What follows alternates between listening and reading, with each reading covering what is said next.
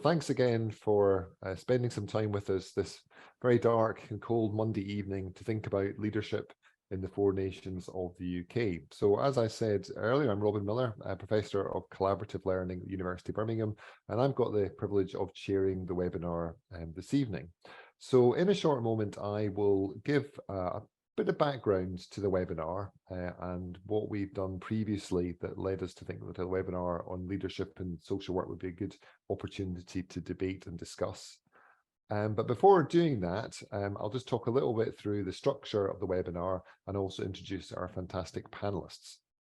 So the basic approach is going to be this. I will give a few introductory words on leadership in social work in the four nations of the UK. Then we're going to hear from each one of our panelists who are going to provide a short 5-minute response in terms of the challenges to leadership in social work and the potential opportunities of us collaborating more strongly across the four nations of the UK. And then after we hear from our panelists, we're going to open it out to questions and thoughts from the audience. Because of the way the webinar is structured, we can't see you, but please do write any questions or thoughts in the chat, and then Luke from BASW will pick up those thoughts and then present them to the panel for discussion and so on. And what Luke might do is try and pull them together so he has a particular theme that he presents to the panel. So it might not be each question is read out, but we'll try and reflect each of your thoughts and insights as we go through the discussions. The webinar is going to be recorded so that we can then have that as a resource, which we'll make freely available after this evening's event. So I hope that's all quite clear. So on our panel today, we have got Rebecca Cicero, who's the Improvement and Development Manager at Social Care Wales, which, as you may well know, is the body that regulates social work professionals in Wales. We've got Aine Morrison, who was recently appointed as the Chief Social Worker in Northern Ireland. So congratulations, Aine, and it's great to have you here today. We've got Philip Gillespie, who's a professional social work advisor of the Office of Chief Social Worker in Scotland. We've got Lynn Romeo, who's the Chief Social Worker for Adults in England, based in the Department of Health and Social Care. We've got Makhan Shergill, who's the Head of Department for Social Work and Social Care at the University of Birmingham. And we've got Ruth Allen, who's the CEO of BASW. And then we've also got Luke Guillen, who is the research lead at BASW as well. So we've really got our fantastic range of insights regarding social work, but also social work leadership in particular. So we're very pleased to have everybody on board. Okay, so do keep writing in the chat who you are. And I will just give a few words in terms of background to this evening's event and how it's come around. So let me just do this.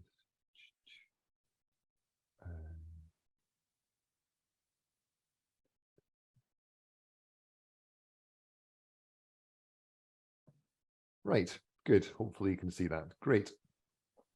So the kind of notion of leadership is well recognized to all of us who've worked really in any organizations, particularly within health and social care orientated organizations, and anyone who's researched any kind of innovations or implementation.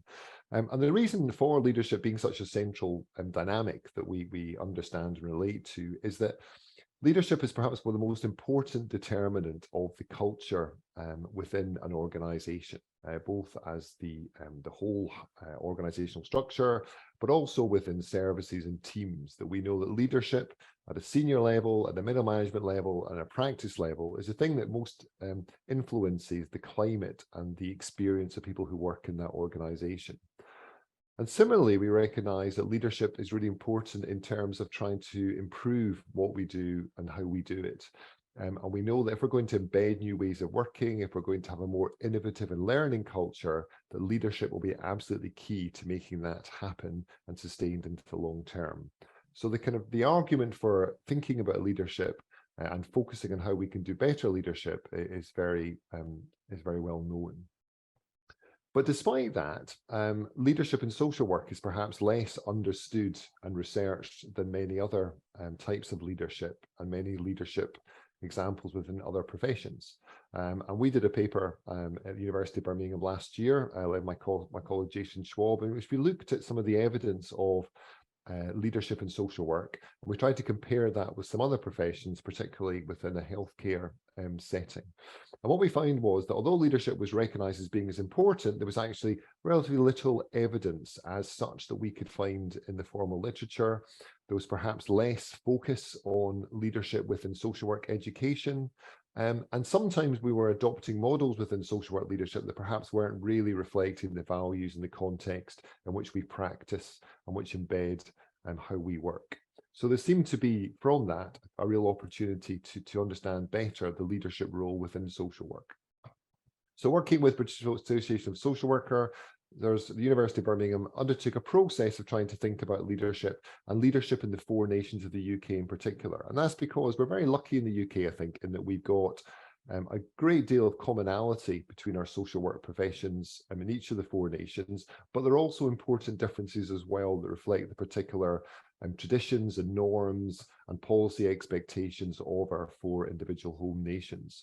So we did a desktop review of policy and research. We then talked to an academic and a practice lead, which in each of the 4 home nations.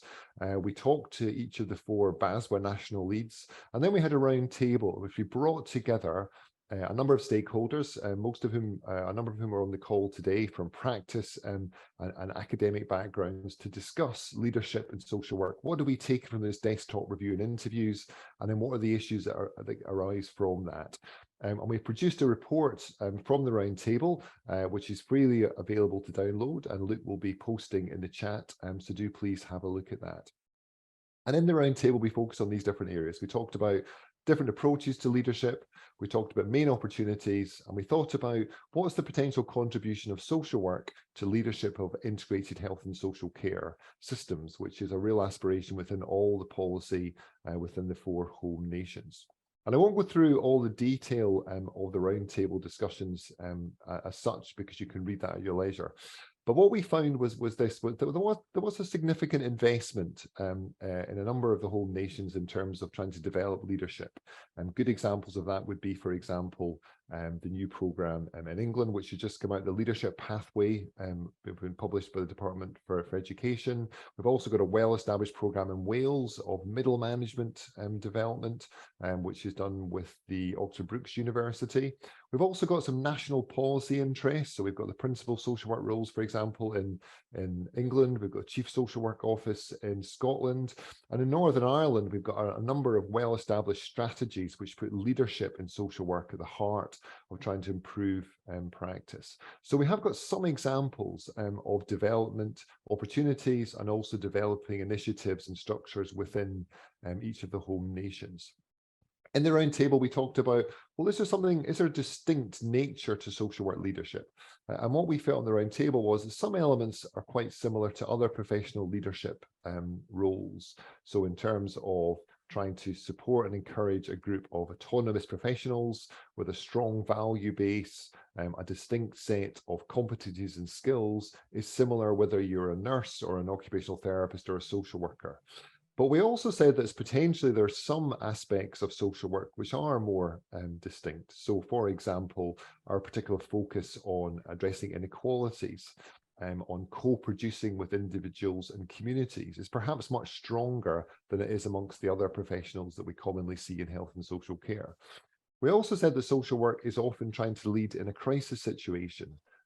Often due to austerity, say, or due to a major review being undertaken by government, that often social work leaders are trying to both innovate, but also to cope with the crisis situation. And again, that's perhaps more strongly felt than it is from other professional groups. We thought about different models of leadership, and we said there's some commonality of models between the 4 home nations. So a big emphasis, for example, on compassionate leadership or servant leadership, and distributed leadership and systems leadership, but also some models that perhaps could have real value in social work leadership that we weren't engaging with. So we had a discussion, for example, of host leadership and adaptive leadership. And it was interesting to discuss why is it that some models have been taken up in social work leadership, but other models less explored. And part of that might be because often what we're doing is we're picking up insights and almost a lead from some of the healthcare models, when perhaps we could also develop ones or pick up other models that are more relevant to social work leadership. So partial engagement models, but also more we could do in there. We thought about evidence. What we identified was that there's actually very little research in the UK or indeed internationally on social work leadership in particular. And that's not to ignore the very important evidence that we have in other forms of professional leadership and other contexts of leadership. And we should definitely take from that and think, how does that apply within our context and setting? But also questions like how distinct is social work leadership is actually quite hard to answer because we haven't got much evidence that would give us the insights that we need. And finally, we thought about system leadership. And is social work yet providing a strong and positive leadership as it could within integrated care systems? And what we said was that there were some really good examples of where there are either a kind of organizational or individual leadership within health and social care systems, but actually social work is perhaps uniquely placed to take a strong leadership role in integrated care. We understand diversity of opinion. We understand how to co-produce with communities and with individuals. We understand how to cope with conflict and to look for compromise when at first there doesn't seem to be that.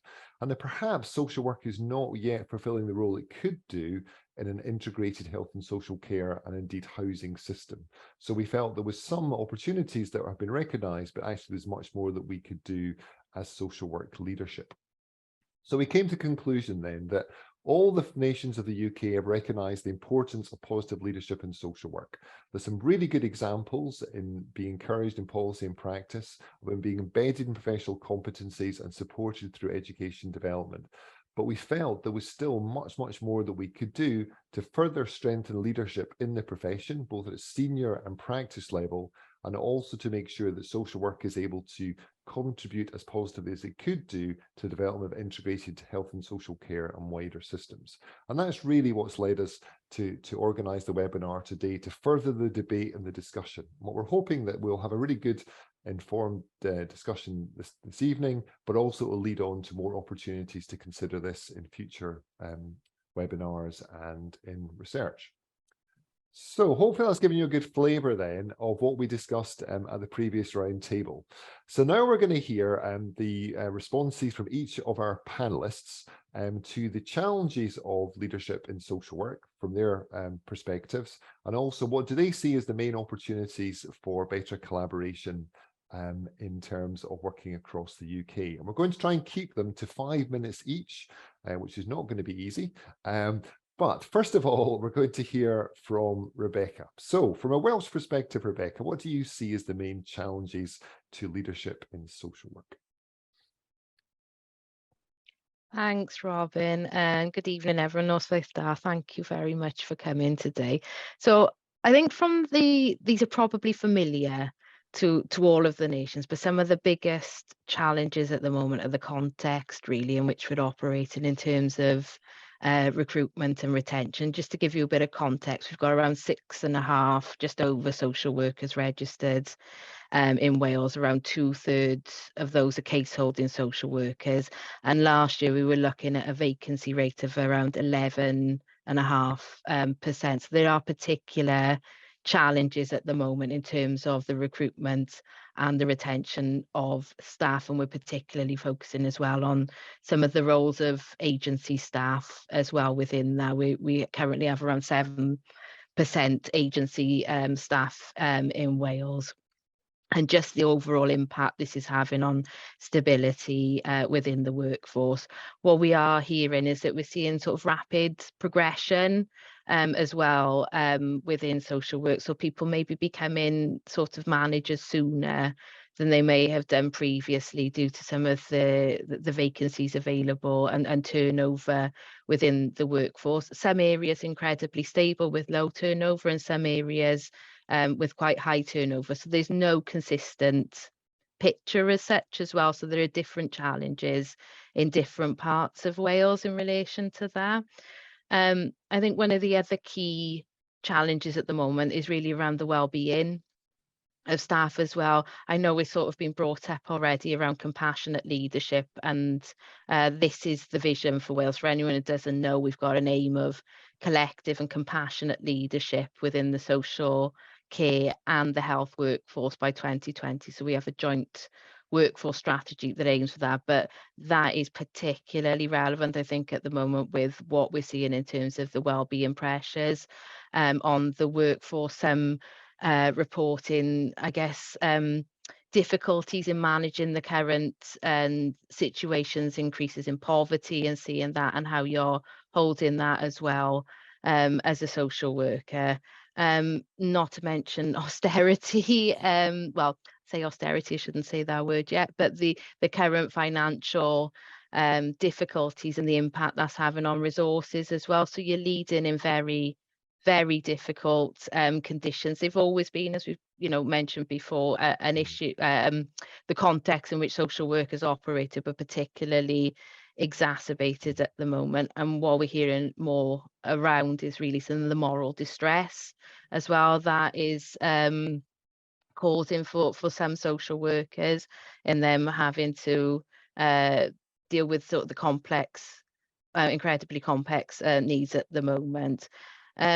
We do as well recognise there needs to be greater diversity in leadership in Wales, and in Wales, I don't know if people are aware, we have an anti-racist action plan for Wales as well, which BASW and others are committed to, but I think we recognise that we need to have a look at how we're supporting progression and opportunities to create a more diverse leadership culture, really, and the ways in which we can do that more systematically and more sustainably.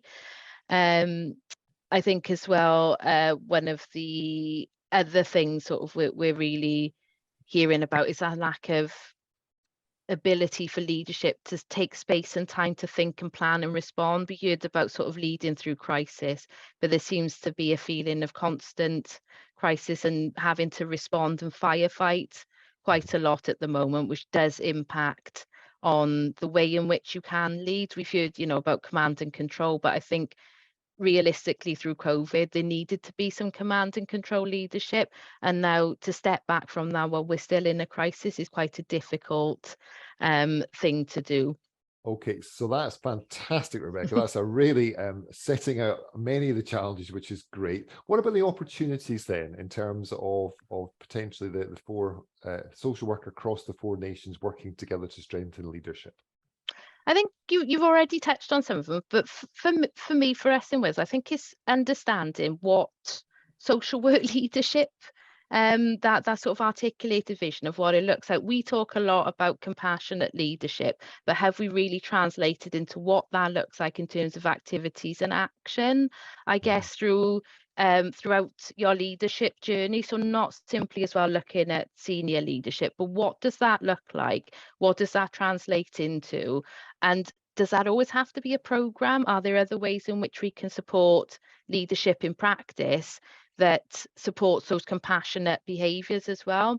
I think sharing ideas and opportunities around increasing diversity as well would be a really welcome thing, because I think we're probably all looking at that and could probably learn an awful lot. And I think, social work is, as you mentioned before, social work, I think, across the UK, whether you're Wales, England, whoever. So I think there's probably a lot of common learning from some of those core values as well, and how that, do we have a set of core values and principles actually? Because I think that early work kind of shows that we do, and could we articulate that into into something really, so then we can see what that overall culture looks like. So I think there's some really good opportunities for sharing and learning from that, and then that translated into look at what works where, which would be really helpful to know. We know what we want to achieve, we know the visions of it, we've got things going on.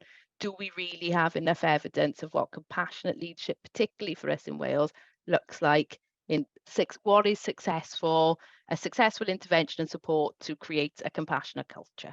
Perfect.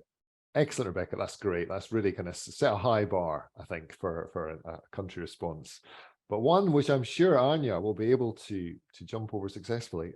So Aine, from Northern Ireland's perspective then, similar challenges, different challenges?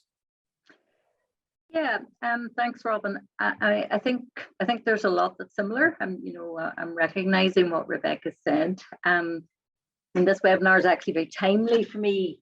Questions about sort of leadership and social work in Northern Ireland, very much in my mind, because we're going through significant change to our formal senior leadership positions at the minute. So many of you will know Sean Holland. He's gone off to pastures new, and I've only very recently taken over the role. And 4 out of our 5 executive directors of social work in our health and social care trusts are new.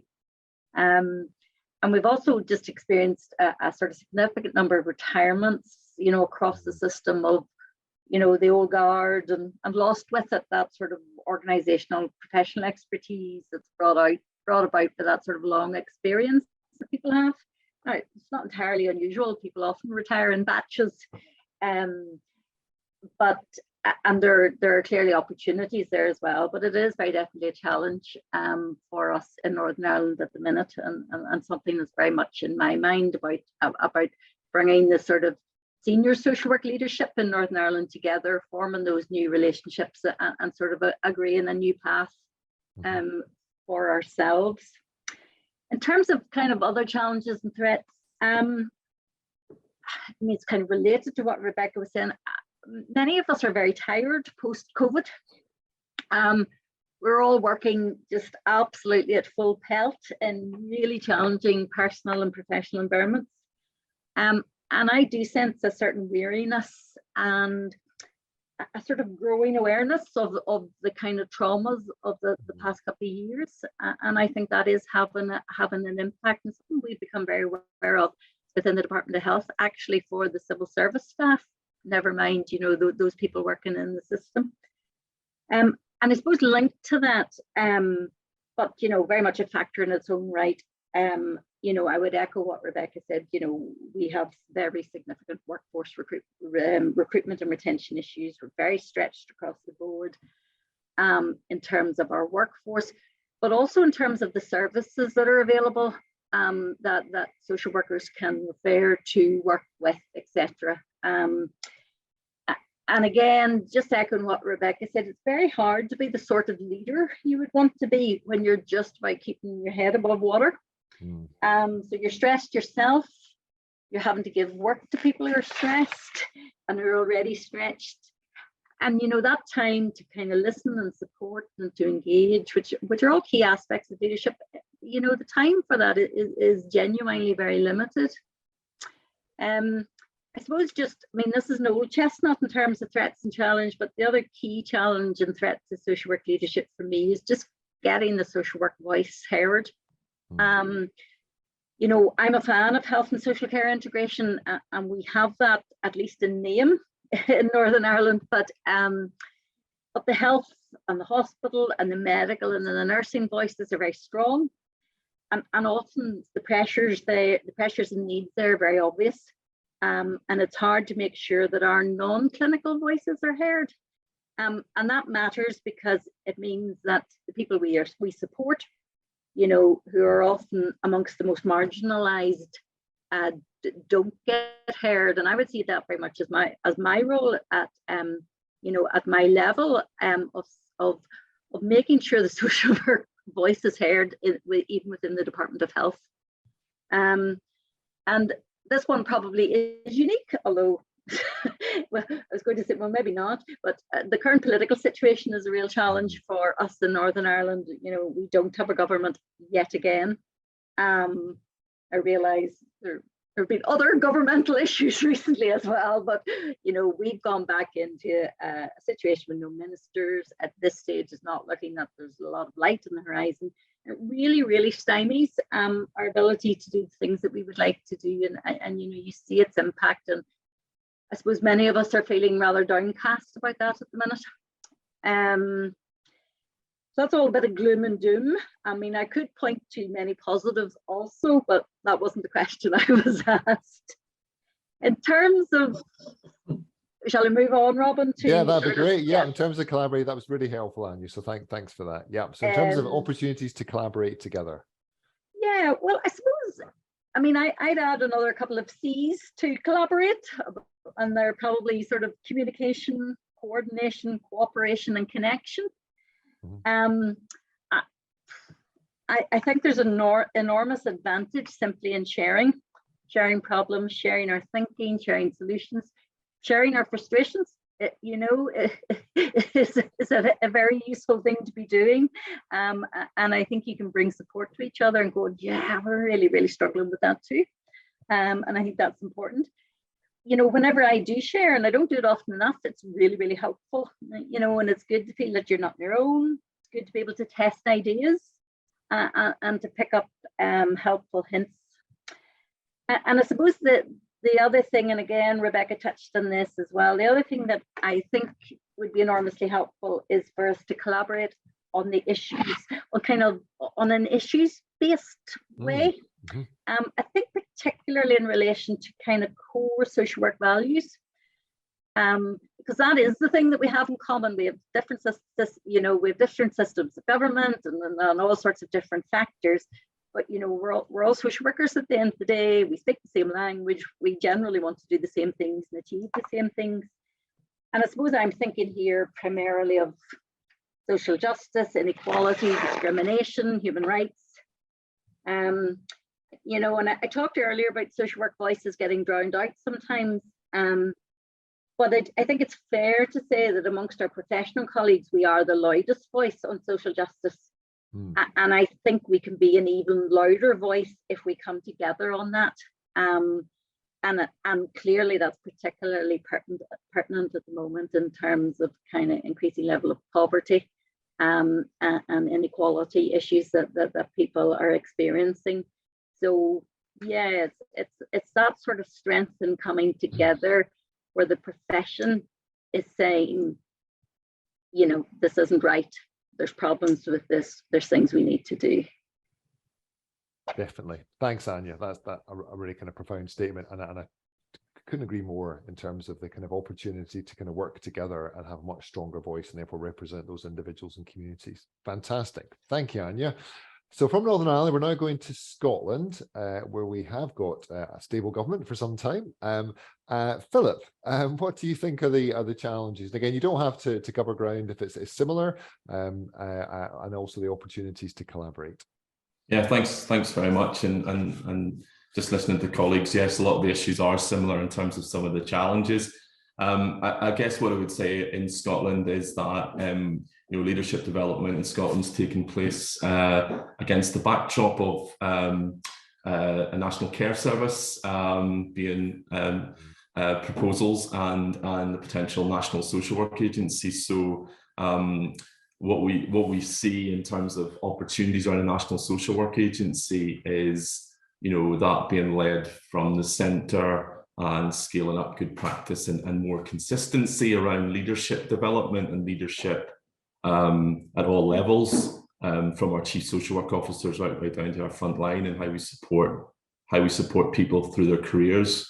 What we do see in Scotland is variation in investment. Some areas doing leadership development really well, others not so. So the National Social Work Agency gives an opportunity potentially to do things, around education, advanced practice, social workers being involved in improvement work, and also strengthen potentially the role of the chief social work officers, much more around that assurance role that other professions have around advice and assurance and professional leadership. I guess just the other thing I would say is around systems leadership in Scotland. We've invested in Scottish Government in a national programme around systems leadership, and that's really about how social work and other professions operate within that multidisciplinary integration agenda.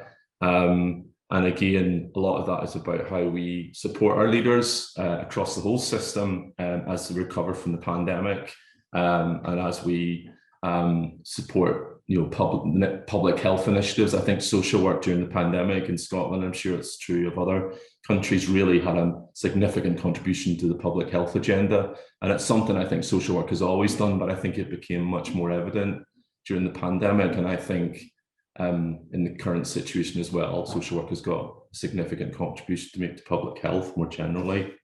Just a few other observations, I guess, is around that whole leadership role around clinical and care governance. So we've been having lots of discussions in Scotland about what social work's role in care governance is at strategic level with care boards and integrated boards, but also, you know, in workplaces. And clearly social work has got a leadership role around public protection, public health, safeguarding, and rights-based approaches to practice. And we're really having, you know, in government and with our partners, we're having discussions in and around what good care governance means and what the legislation behind that for social work is.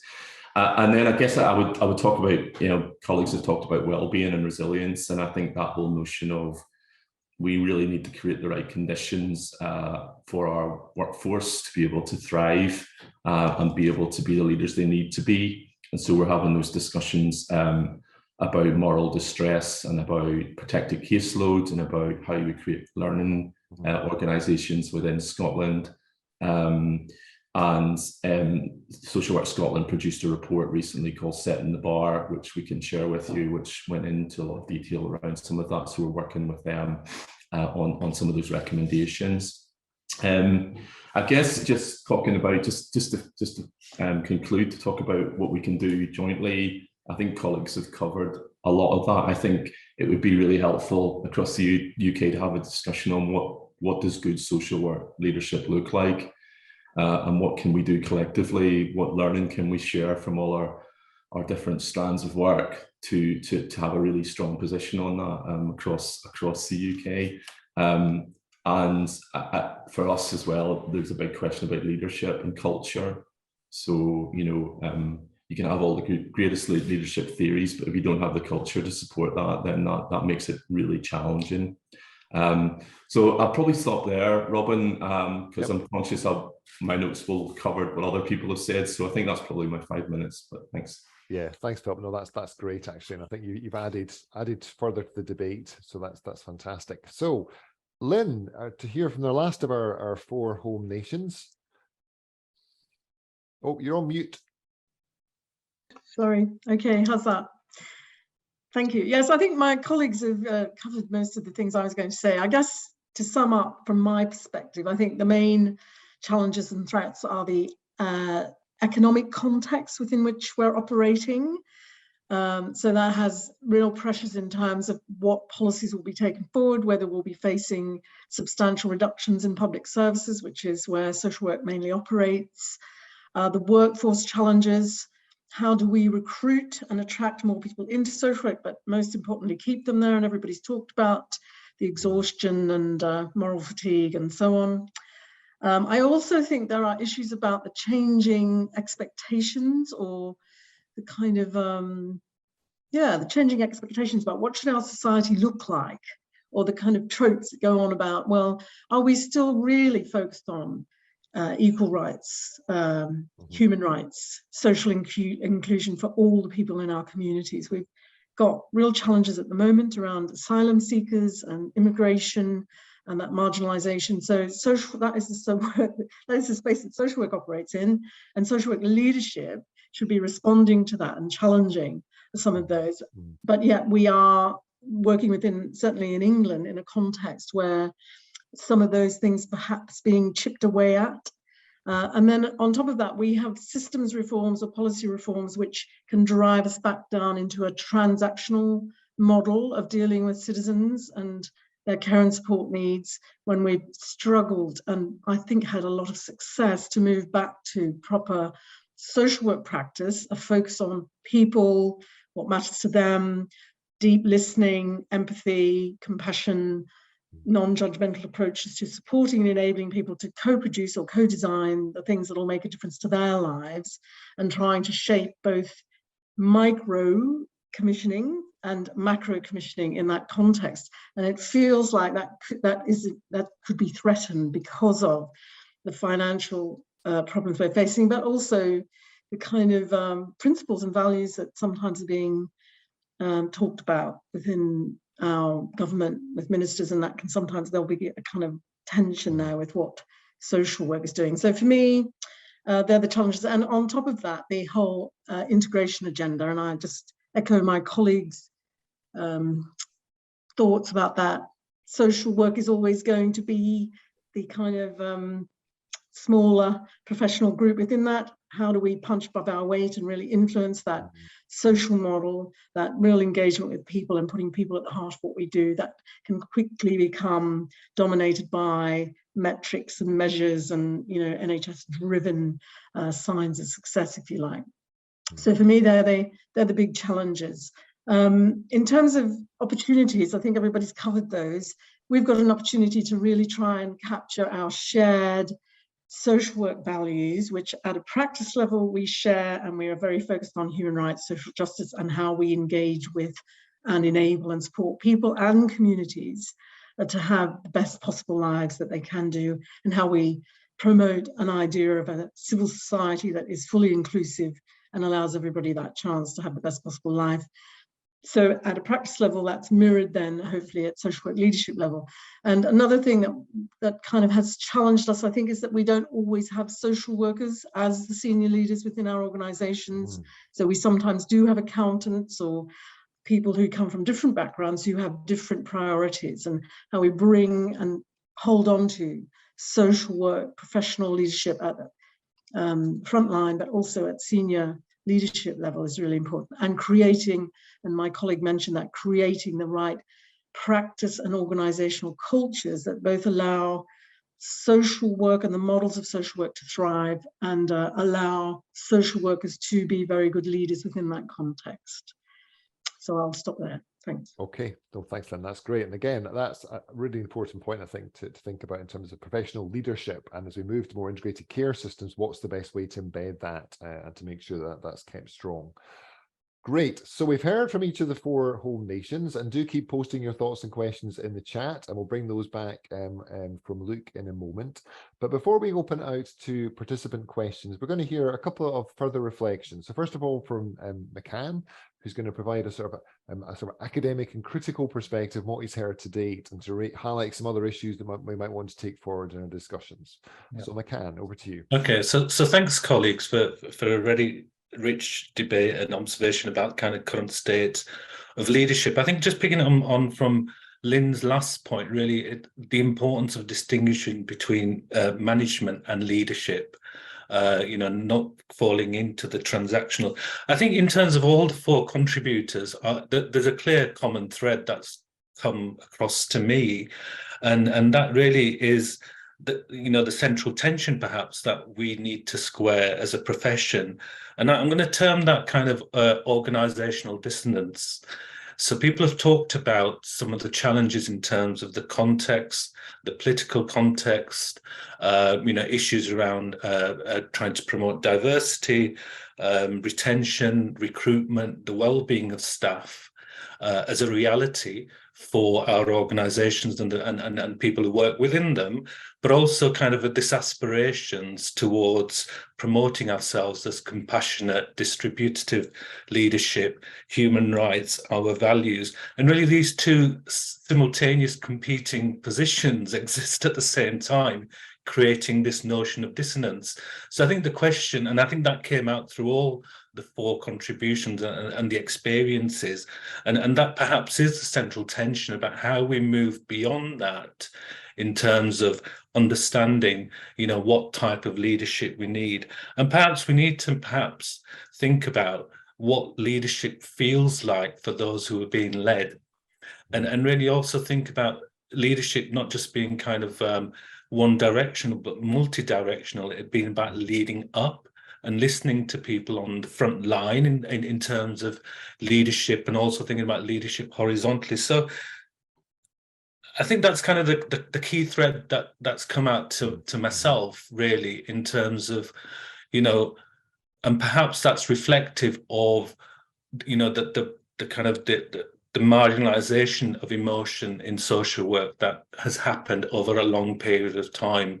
We're essentially the centrality of emotion is part of our work, whether that's on the front line or whether that's as leader or leadership.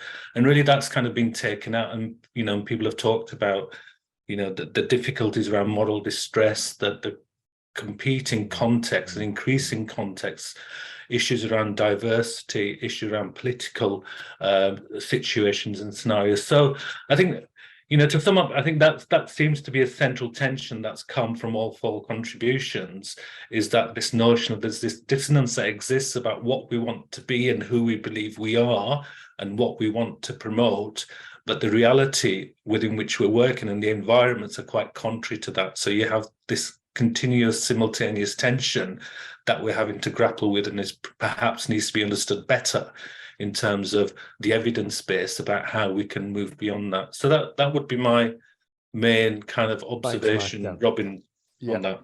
No, that's really helpful. And that's an incredibly challenging place to be, isn't it? When you've got these two very strong expectations or aspirations that you need to deliver, but actually they seem to be in conflict with each other. And we've talked about the resilience and supporting the workforce, but that's equally true for leadership, isn't it? In terms of how you manage to cope with that value conflict that people experience so often in practice. So I think that's a great point you've made in terms of the dissonance. And finally, Ruth, who perhaps provides a unique cross-UK perspective in terms of her role in BASW, and has regular correspondence and interaction with frontline staff, but also leaders across the four nations of the UK. So anything you'd kind of add to that, Ruth, particularly perhaps in terms of the collaborative opportunities, etc., that you see from your work and your team's work?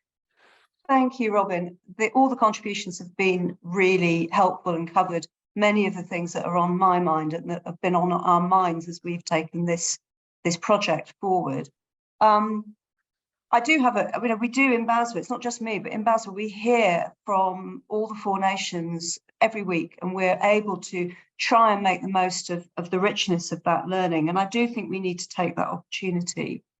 One of the things that I think, just to make a couple of points about leadership more generally, I mean, I have to say, I do tend to prefer to focus on the strengths and what's working. And I do think we need to make sure we're thinking of that when we're thinking about these tremendous challenges. Because in a way, one of the key challenges of all leadership in any difficult circumstance, and there's no doubt we're in an incredibly difficult circumstance, it is interesting how it's difficult in different ways, perhaps in some different ways in each nation, as well as similar. So that's interesting. But leadership is about having kind of realistic hope or hopeful realism also in difficult times. And individual leaders, whether you're talking about a really senior systems leader, a leader within an organisation, a practice leader on the ground, that's hard to hold on to when you're in such, you're working on such stony ground, really.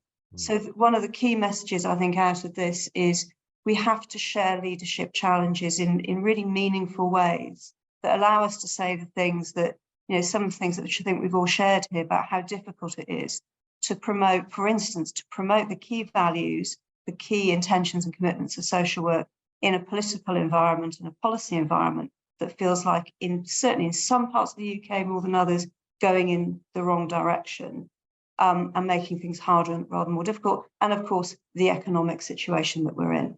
So I think the opportunity for us across the four nations is to share more and to think about what sharing means at a really helpful level. What's it going to feel like for people in leadership roles, whether it's systems leaders, practice leaders, people developing their practice leadership as social workers? What would those really helpful kinds of conversations be? And what would feel supportive in relation to that? Compassionate leadership is founded on the ability, really, I mean, being simplistic in a way, but the self-compassion of knowing what you need to feel able to continue in your role and to keep being not just present, although that in itself is really important, but creative, emotionally available, sufficient, able to lead the emotional labour of social work, etc. So I think there's opportunities for that.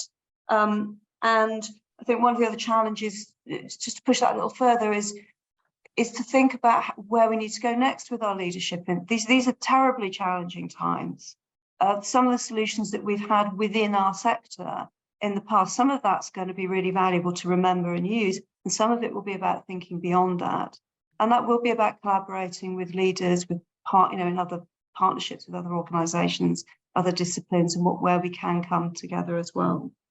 So it's because I wrote role models down here actually, because I was thinking one of the key things in difficult times as well, at all times, is to ensure that there are leaders around who can act as kinds of role models. And there's a real stereotype of that about that. It doesn't have to be stereotypical. It could be your peer in your team who is just like that person who, you know, gives you hope on a daily basis in difficult times. But also senior leaders in, you know, really visible, powerful strategic roles need to be present and able to persist really through these difficult times. So yeah, and we would really love within BASW to further build on the learning opportunities that we have across the 4 nations, because there's so much, you know, it's kind of, you know, more in common than more that unites us and divides us, really around fundamental values and approaches. So yeah, thank you. Thank you, Ruth. Great. No, that was a really helpful kind of bird's eye view, I think, of the 4 nations and opportunities. So some excellent contributions already from our panel, and we can see a number of similarities, but also I think some differences that we can explore. But Luke, I'm going to bring you in now, if that's okay. And what were the kind of themes and questions that we've had from our audience to date? Loads of interesting comments. You can all hear me? Yes, good. And I think there's probably 2 themes coming out so far. One I've sort of bundled under the title of compassionate leadership, and one I've bundled under practicalities and practices. So I'll just read out some of them comments, some of them questions around the compassionate leadership. Less stigma regarding mental health, more guiding support, and less managerial bureaucracy. That was from MJ. And Jerry commented the importance of compassionate and collective care and empowerment. Brian commented, to stay compassionate, have to support despite the most stressful and demanding work. And another comment from MJ, better working conditions and working culture, better leadership are key to retaining and recruiting and retaining. And Kate, need to establish between good leadership and improving working conditions. So quite a lot of that about the implementation of compassionate leadership in real life. Yep. The second topic, while people should we hold on okay. that? Let's hold on that topic then, because I think that's enough to get us going. And I'm going to come back to Rebecca, because as Rebecca said, compassionate leadership is really, really central to leadership development across health and social care, indeed the wider public service in Wales. So I guess, Rebecca, I'd be quite interested to get your reflections on trying to do that, trying to put compassionate leadership at the heart of a system, and what you kind of learned from your journey in Wales so far.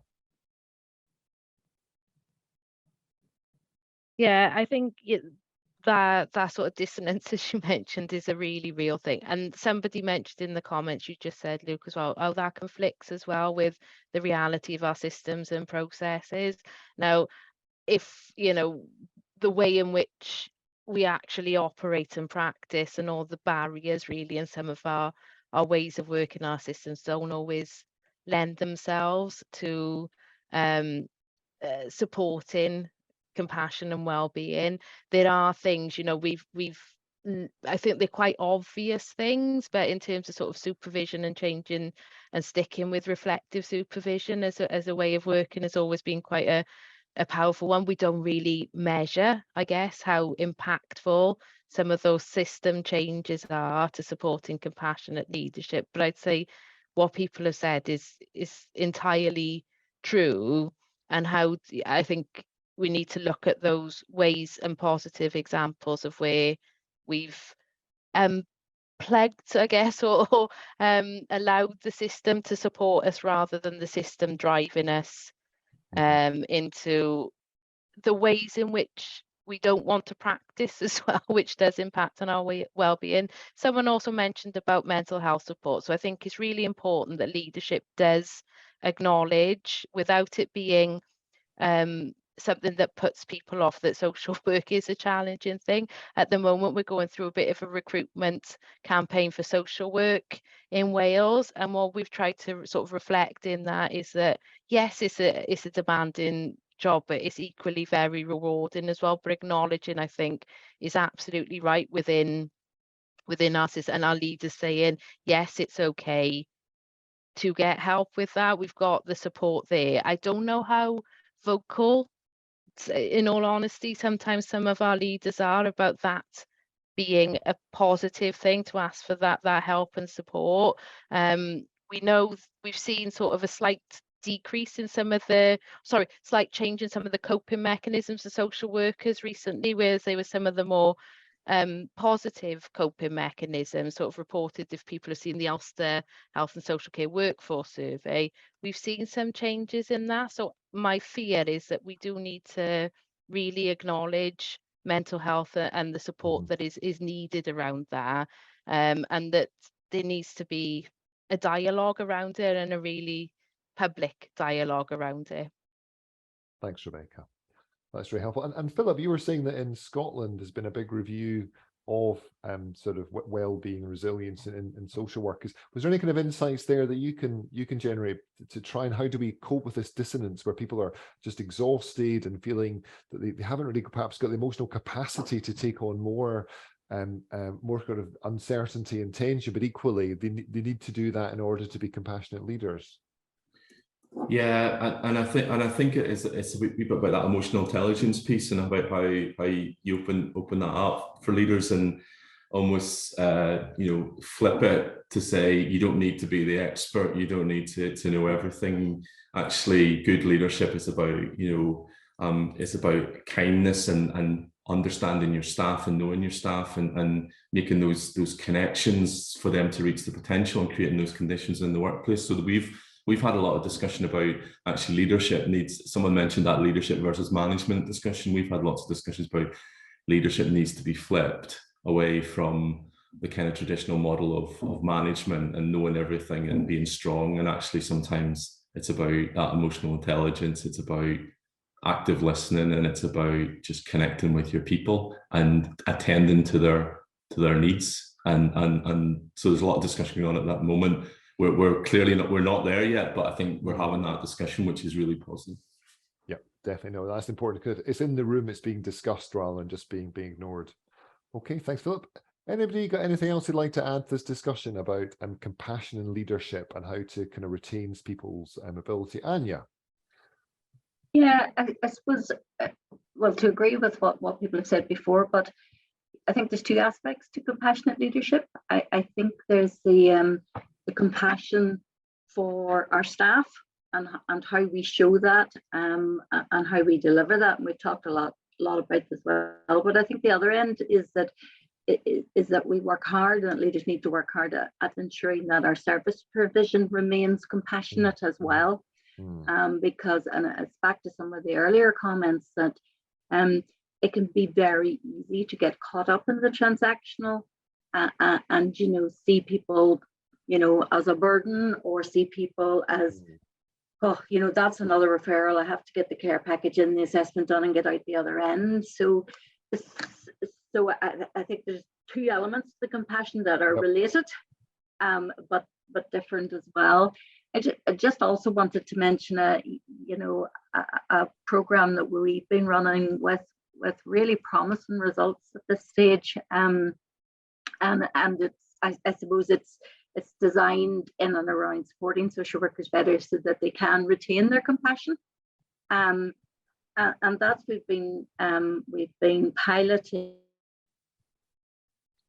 a mindfulness course, but that is very specifically targeted at mindfulness in a social work context, and the results are pretty astonishing in terms of measurement of pre and post well-being, ability to cope with stress, resilience, etc. So we've already done some piloting, We are now in a much more detailed phase where we're seeing, do we repeat our initial successful results?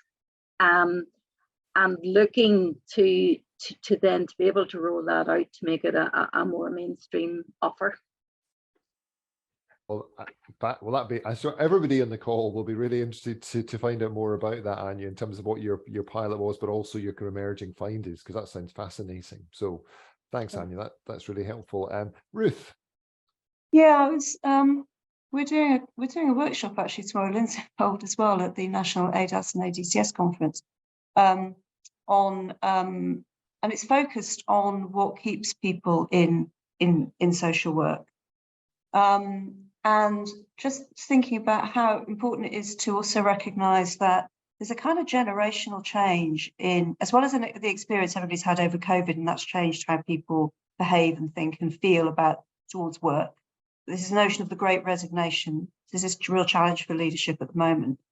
But also we need to be, if people are leaving or if people are wanting to work more flexibly and they don't like the conditions that we're offering and they're not putting up with it, we've got to use it as leaders, we've got to use it as information about, rather than just say, how do we stop this? Because I don't believe it's going to stop. The forces behind it, the reasons for it are very human, real reasons. But people are saying, I don't want to work like this anymore. There's a lot of reasons for that. I want to do this work, but not in this way.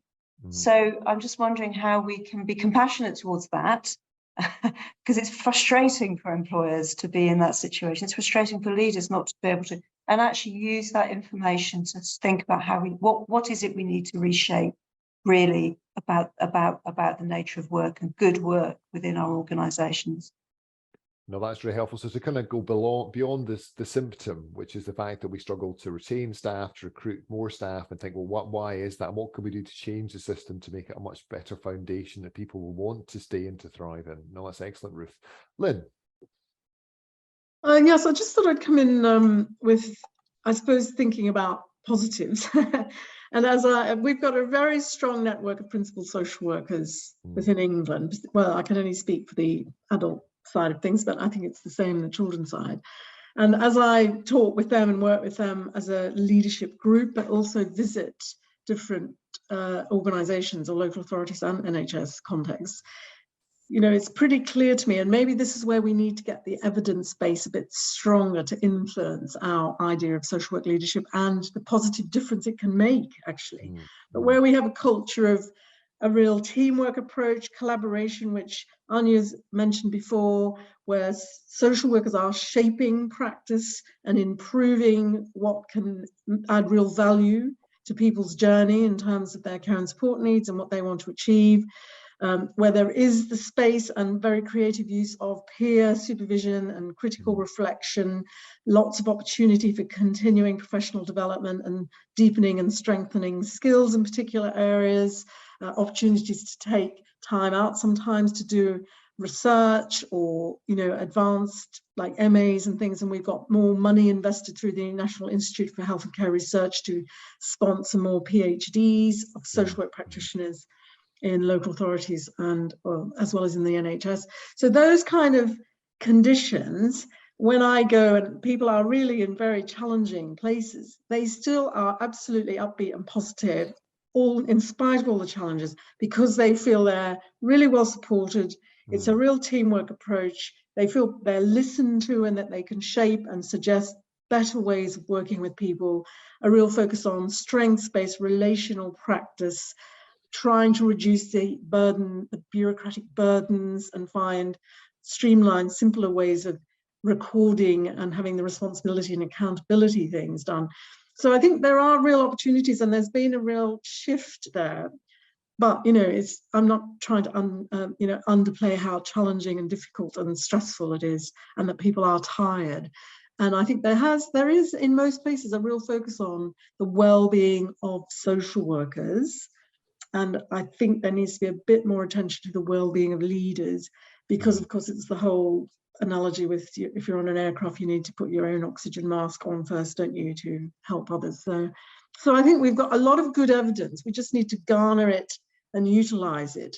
And I recently done a piece of work on social work leadership, and we looked at international studies and social work models of practice and leadership are really showing, you know, a demonstrable impact on wider health and other sections, other services. So I think the whole idea of transformational leadership and what that means, and you know, we're very well placed, and I think we've got a lot we can offer and provide. We just need to be better at providing the evidence, I think. Thanks, Lynn. No, that's really helpful, and it's very struck me when you're talking there that many of the conditions that we know people need to be good social work practitioners are also true for good social work leaders as well, aren't they? In terms of that reflection and peer support and peer challenge and safe spaces and time out, etc. And it is, I think, it's a real thing we need to focus on is social work leadership as a practice that we need to support. And is that work you've done internationally, Lynn? Is that something that's going to be available more generally, or was that more a sort of discussion reflection piece that you and your colleagues were using? You're on mute. I'll send the link around. It's in a book about feminist leadership in social work, actually, that it sort of, you know, has references to more general leadership. That sounds fantastic. Thanks, Lynn, for that. Great. Makhan, do you want to come in? And then I just wanted to add to Lynn's point. I think I absolutely agree. I think what COVID's perhaps presented is a real juncture for the profession, where we've just stopped and reflected about what we want to be. And people are talking about these cultures of care and compassion. And I think it's perhaps just looking back over the last 20, 30 years about how we've been shaped towards this process-driven transactional form of social work. And I think, you know, and really going with Ruth's piece about the positives, I think it is a real opportune moment, despite these new emerging contextual threats that are coming down the path in terms of deeper austerity, et cetera, et cetera. So I think it's a real turning moment and point where we are questioning how we've been shaped over the last 20, 30 years and actually trying to do something different. And I think the starting point as leadership is really thinking about how to create those cultures of care and compassion, and how to validate the experience of emotion as a central component of social work practice and experience.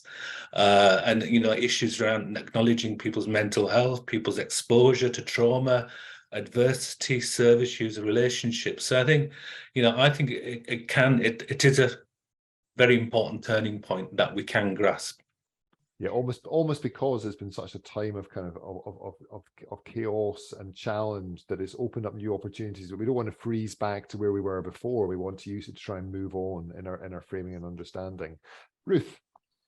Yeah, just to make the point, I know it hasn't been mentioned, but it's how creating these cultures of the types that we've been describing are the cultures in which you expect better services and better practice and better working relationships with people using services to emerge. It's not straightforward. It's, you know, you could have a cozy service environment for staff that's not translating into. But if you don't have, I think it's really important that we understand that kind of dynamics or that relationship between the good working culture that's compassionate within and amongst the people within an organisation, and that is then compassionate and constructive and action focused and making a difference in communities and with people that we're working with.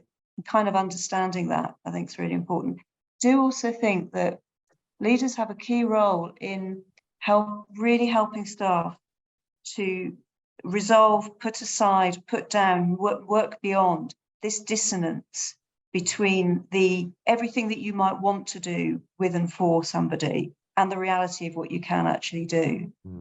And I think sometimes we kind of carry a bit of almost like an emotional myth that it's kind of rescuing kind of idea. And I know that social workers are not schooled in that, and we're schooled to enable and empower.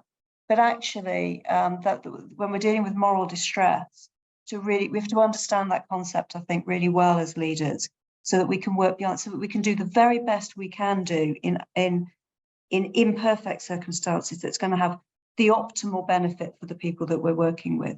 How we make, No, definitely. And I almost wonder as well that we haven't talked much yet about followership Because I guess the title of the webinar is about leadership, recognizing its potential, but actually there's a big field of study, I think, about followership and what it means to be a good follower.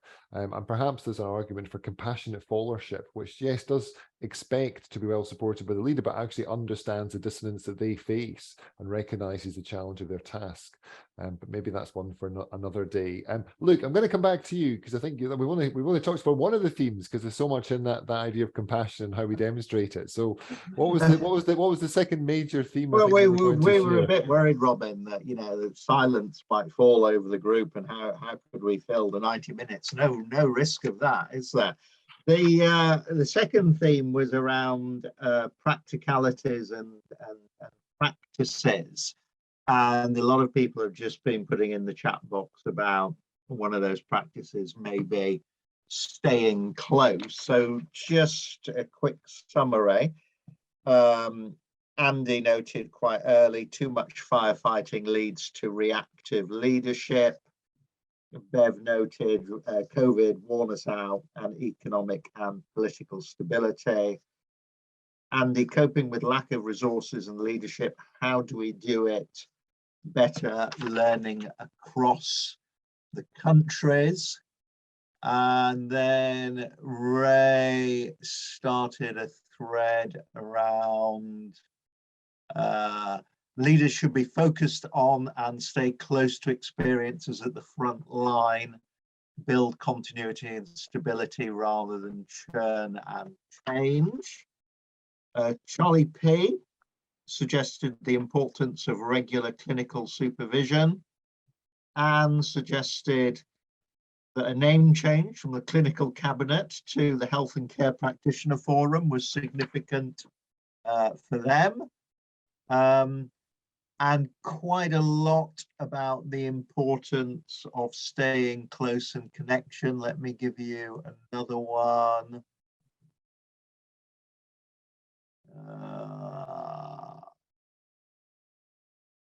Somebody was saying a very important email, which I can't find, about how lonely it is being a leader and the need for, oh yeah, having recently stepped up into a management role, I would really welcome some peer support from others in a similar situation.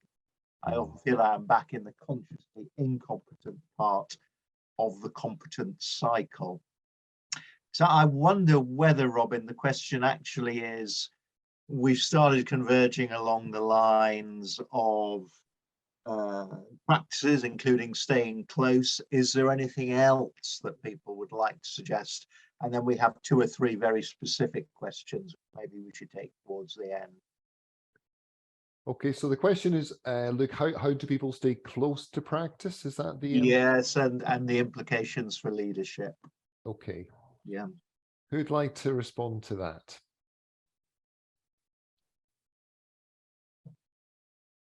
Rebecca. Oh, sorry. Shall I come in? Yeah, go on. Go on, Rebecca. Sorry, go on. You go first. Okay, Rebecca, yeah, and I'd then say, Lynn, and then sorry, Philip. yeah. Good. Go on, Rebecca. That staying close, I think, has been an ongoing challenge I've spoken to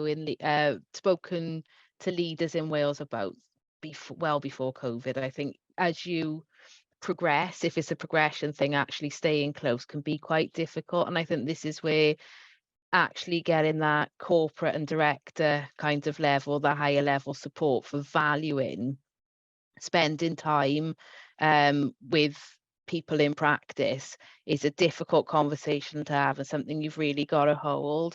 So I remember talking to one leader who made sure that once a week she sat in with one of her teams. She made sure she was sat there, what she called her sleeves rolled up time, so that she wasn't losing her what she felt was her connection with social work practice. So it is that visibility and connection, I think, that is actually important, but really needs strong corporate support, and you to be able to articulate as a leader, which is a tough thing to do, that you are prioritizing this. So I think there's something in supporting that. I know that word resilience comes up a lot, and sometimes I hate that, because people are asked to be resilient all the time in really, really difficult circumstances. But there is something about holding your own as you move up that leadership and progression chart, to say, no, I will hold true to this. But I think you need support, from your peers to do that. That keeps coming up a lot. One of the things that really helped was sort of some of the more peer-led, sort of more, as you progress and become lonelier, I think,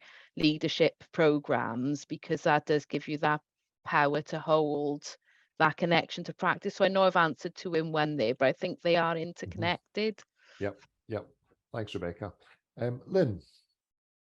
Yes, I suppose it kind of builds on what Rebecca was saying. I think one of the positives of having the principal social worker role, which was a practice leadership role, which is very connected to advising and supporting the director and other senior leaders, has been really helpful. And also more explicitly agreeing a practice framework. So very much a model of strengths-based social work practice as your kind of key model in working with both individuals but also communities.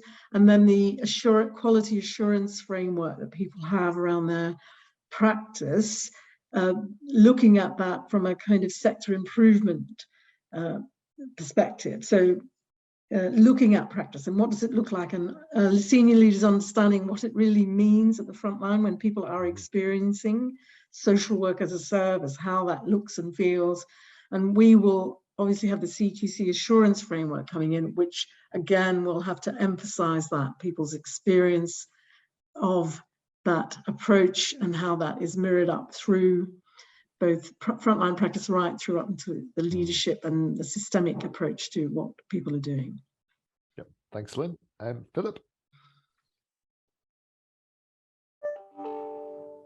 Yeah, thanks very much. I mean, it's similar to what Lynn spoke about. In Scotland, we're looking at the advanced practitioner model and framework and trying to create that pathway for practitioners to, be really experienced and as they go through their career, rather as an alternative route into management, because actually people end up going into management roles to progress rather than, using their skills in that more advanced practice, that more consultative way, professional leadership and mentoring support. So we're really interested in that. We're doing work around that. But I also think there's something about our senior leaders, how we support them and empower them to be able to hold their own in very, very, and Lynn mentioned it earlier about, sometimes the smaller profession within a bigger system, how they can really hold their own in terms of, the legislative requirements and public protection requirements of social work and practice and the importance of that, and how they can advocate at that corporate level. So there's 2 strands for us in Scotland, I guess. Thanks.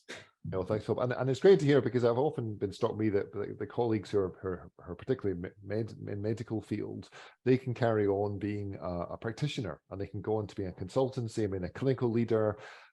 And yes, there may be some aspects of some organization, but they're not really managers. They're basically clinicians who get respect and opportunity to develop their skills in that particular way. And that's often been lacking, I think, in social work. It's been a question of, you have to progress up the management tree if you want to, to get more of a recognition, and that practice-based route's not been there. So it's great to hear that you're developing that. Aine. Thanks, Robin. Yeah, just a couple of things on that point. One to say, which probably hasn't much help to anybody else, but that we're quite a small community in Northern Ireland, and a lot of our we all know each other, and in that sense, I think we are well placed to remain close to practice, because those are the people that we're talking to every day about all sorts of things. So that's helpful. Does this say not a lot of use to anybody else? I suppose to echo Lynn's point, just in terms of the kind of the roles that you have, be it senior practitioner, advanced practitioner, and all of those, and we have those, and I might call things a slightly different name, but we have those as well. We recently put out approved social work quality standards, and there was a big focus on the kind of leadership and the leadership support at all levels for approved social work practice in the trust. And then I suppose just to mention, so we have safe staffing legislation being prepared at the minute. And it was originally agreed actually as a result of a nurses' strike, but we have successfully lobbied for social work to be included within that, which we're pleased about. And but it does leave me with the fiendishly difficult task then of trying to work out what safe staffing is. So we're kind of embarking on that at the minute, and a number of projects just trying to address that in preparation for safe staffing legislation coming in. Although, as I say, we've no assembly, so goodness knows when that might happen. But the reason I'm mentioning that is that one of the issues within that, we've already done some scope and work in relation to mental health social work in particular, is not only looking at the numbers of social workers that we have, but where we have them and what we're doing and what they're doing and where they sit within management structures and where the social work leaders are as well. So I'm keen that our work on safe staffing very much includes that need for leadership and support and influence as well. Thanks, Anya. And Anya, just that's very helpful in terms of the fact that you have got this unique integrated structure in terms of the UK. And one of the things we talked about, how do we, when people move up to more senior leadership roles, how do they remain connected with practice? So how do you address that when you've got people in senior leadership positions who haven't come from a social work background? How do you connect them with social work practice? Or is that something that you just think, well, that's too tricky to do, and actually it's got to be for our lead social workers to do that? With difficulty is how we do it, I think. Okay. And we don't always get it right. I think our history of integrated systems has actually, there's pros and cons, and things work better in some settings than they do in others. And actually, a lot depends in terms of how well it works. A lot of that actually depends on individuals and teams, doing things in a certain way. I think we have found that actually the sort of bringing people together in teams and not necessarily having separate professional leadership has actually largely been applied to nursing and social work, who have been obliged to marry those two together, and less so with other professions. So that's been an interesting development. I think there have been problems probably for a number of professions who have felt that they have kind of lacked a professional leader of their own. So I suppose in terms of how we go forward with it, we are making a very strong case of, yes, we're supportive of multidisciplinary leadership, but within that there has to be very good sort of communication and coordination and separate professional leadership as well. So it's bringing together all of those, and it's tricky at times. It's tricky, I can imagine. No, and I think we're coming towards the end, but I think it'll be a fascinating discussion, the pros and cons of developing leaders just within their profession and developing leaders across the system and with other professionals, the kind of interprofessional leadership education opposed to the single professional one.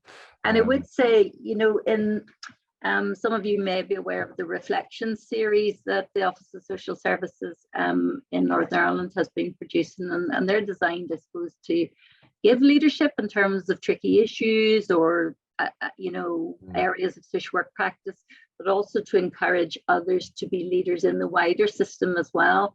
And I'm thinking of the anti-poverty practice framework, which was the first Reflections edition that we put out, and we were very strongly sort of recommending and promoting and encouraging the role of social work leadership across professions and across agencies and systems in relation to tackling poverty.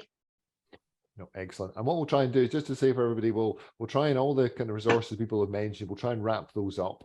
And we'll also be copying all the comments we've got in the chat, which I've been keeping an eye on, have been really fantastic. So make sure those aren't lost from today. So Luke, I'm going to come back to you. Just any kind of final thoughts from our participant comments, which have been really insightful, that we want to raise, and then we'll probably bring things to an end because we're getting towards 6:30. Well, it's a bit of a tragedy, Robin, because we've got such a great debate going, but we've got less time and to do what we need to do. So there will be some questions which I don't think we can answer because they're subjects in their own right. But there's been a good debate around mindfulness and the risk of making it all the worker's fault, and people have been swapping resources, including courses and articles, which is great.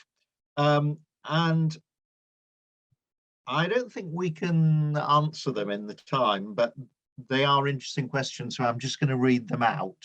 Okay, right? yep. 3 questions. How can regulators support compassionate leadership? The appointment of directors of social work departments who do not have social work background. What is the views of the panel? And finally, from our own Maris, political leadership does not always mirror compassionate leadership, and social work leaders are often accountable to elected members, citizens, and implement government legislation and guidance that they may not always agree with. What would your advice be to a newly appointed leader who wants to speak out about a lack of compassionate leadership in their organisation? Thank you, Luke, and thank you most importantly to the people who posed those questions. And I think that just highlights, doesn't it, Luke, that as you said, we've not struggled to fill 90 minutes of debate and discussion. And in fact, we've got 3 fantastic questions there that we need to respond to at a future event. And that says to me that we need to have another webinar in due course when our panelists will have a chance to respond to those questions as well. But I think for today, we're getting towards 6:30. It's been a really lively and rich discussion. So thanks to all our panelists for their informed views and for being so succinctly sharing those to begin with, but also contributing so meaningfully throughout the whole of the webinar. So thanks ever so much for that. But thanks too, again, and genuinely in terms of the participants to the webinar, you never quite know how much engagement you're going to get, but we've had a fantastic level of contribution, and we will be copying all that and making sure we reflect upon it in terms of going forward. So Ruth, did you want a kind of final word from a BASW perspective in terms of today? And obviously you kind of joined you put on and hosting the event, etc. Thank you. Just briefly, it's been excellent, and I think we've got some really new ideas and shared some really important ideas. I just want to pick up on the point, and maybe I would particularly as BASW, but the importance of being part of the independent parts of the profession, of which BASW is a very important, thing within that. You can be part of BASW, linked in with the policymakers, linked in with governments, having a collective voice as a leader and as a social worker. And all professions need that independent place, because ultimately the profession should be led by the profession. Social work should be led by social workers. But to make that real, we have to keep developing, our positions, our ability to work politically, and what we're doing to, to develop the profession in multiple ways and to have a voice. And I do think that's part of, part of leading a profession is being part of its collectivity as well as being an individual leader. Thank you. So thank you, Ruth. Thank you, Philip. Thank you, Makhan. Thank you, Rebecca. Thank you, Aine. Thank you, Lynn. Thank you, Luke, for doing the question.